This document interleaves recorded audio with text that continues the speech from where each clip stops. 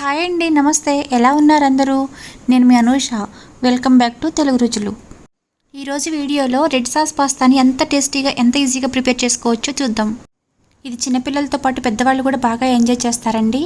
చాలా టేస్టీగా ఉంటుంది. మార్నింగ్ బ్రేక్ఫాస్ట్గా కానీ కాదు అండి, మా ఈవినింగ్ స్నాక్లా కూడా దీన్ని ప్రిపేర్ చేసుకోవచ్చు. ముందుగా స్టవ్ పైన ఒక గిన్నె పెట్టుకొని ఒక 1/2 లీటర్ వరకు వాటర్ వేసుకోవాలి. ఆ వాటర్ బాయిల్ అవుతూ ఉండగానే ఒక 2 టమోటాలు తీసుకొని, ఇవి కొంచెం బిగ్ సైజ్ టమోటాలు అండి, అందుకే 2 తీసుకున్నాను. వీటిని పైన ముచ్చికి కట్ చేసి ప్లస్ షేప్లో వాటిని కట్ చేసుకొని ఆ వాటర్లో వేసుకోవాలి.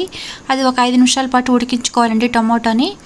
పక్కన వేరే స్టవ్ పైన మళ్ళీ వేరే గిన్నె పెట్టుకొని అందులో కూడా ఒక 1/2 లీటర్ వరకు వాటర్ వేసుకోవాలి. ఆ తర్వాత అందులోకి 1 కప్పు పాస్తా వేసుకోవాలి. ఇది ఒక 10 మినిట్స్ పాటు బాయిల్ అయితే సరిపోతుందండి, కరెక్ట్గా ఉడుకుతుంది.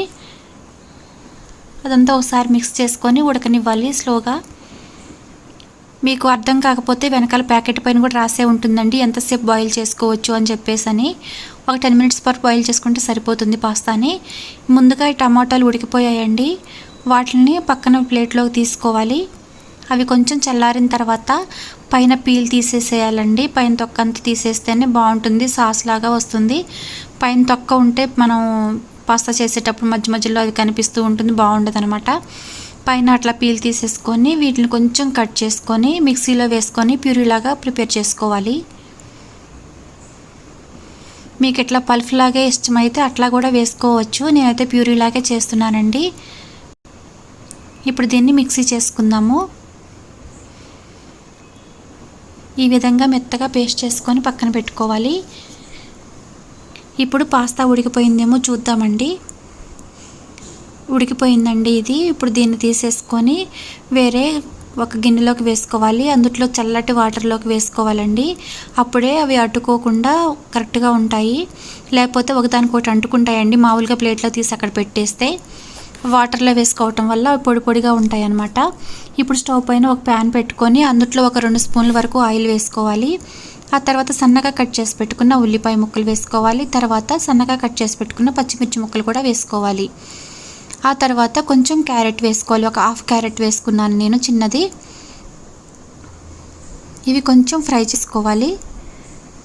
ఇవి కొంచెం ఫ్రై అయిపోయిన తర్వాత కొంచెం క్యూబ్స్గా కట్ చేసుకున్న క్యాప్సికమ్ వేసుకోవాలి. ఇది కూడా ఒకసారి బాగా మిక్స్ చేసుకొని ఇందులోకి ముందుగా బాయిల్ చేసి పెట్టుకున్న గ్రీన్ పీస్ వేసుకోవాలి, బఠానీలు. ఇదంతా బాగా కలుపుకొని తర్వాత మనం ముందుగా ప్రిపేర్ చేసి పెట్టుకున్న టమాటా ప్యూరీ అందులో వేసుకోవాలి. ఇది పచ్చివాసన పోయే వరకు ఫ్రై చేసుకోవాలి. ఎందుకంటే దీనికి మనం ముందుగానే బాయిల్ చేసుకొని మిక్సీ చేసుకున్నాం కాబట్టి తొందరగానే కుక్ అయిపోతుంది. ఈ విధంగా ఆయిల్ సపరేట్ అయ్యే వరకు దాన్ని ఫ్రై చేసుకోవాలి. ఇదంతా బాగా ఒకసారి మిక్స్ చేసుకొని ఇందులోకి మనం ఇప్పుడు కొంచెం వాటర్ యాడ్ చేసుకుందాము. ఒక 1/2 కప్పు వరకు వాటర్ వేసుకోవాలి. ఇప్పుడు అది కొంచెం బాయిల్ అవుతూ ఉండగా అందులోకి ఒక 1/2 టీ స్పూన్ సాల్ట్ వేసుకోవాలి. 1 స్పూన్ వచ్చేసి పెప్పర్ పౌడర్ వేసుకోవాలి. 1 స్పూను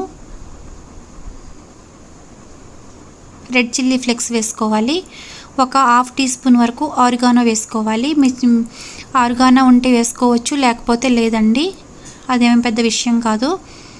మిక్స్డ్ హెర్బ్స్ అని చెప్పేసి పాస్తా అవి కూడా దొరుకుతాయండి, అవైనా వాడుకోవచ్చు. కానీ అవి వేసుకుంటేనే బాగుంటుంది టేస్ట్. మనం బయట ఎలా ఉంటుందో సేమ్ అలాగే టేస్ట్ వస్తుంది.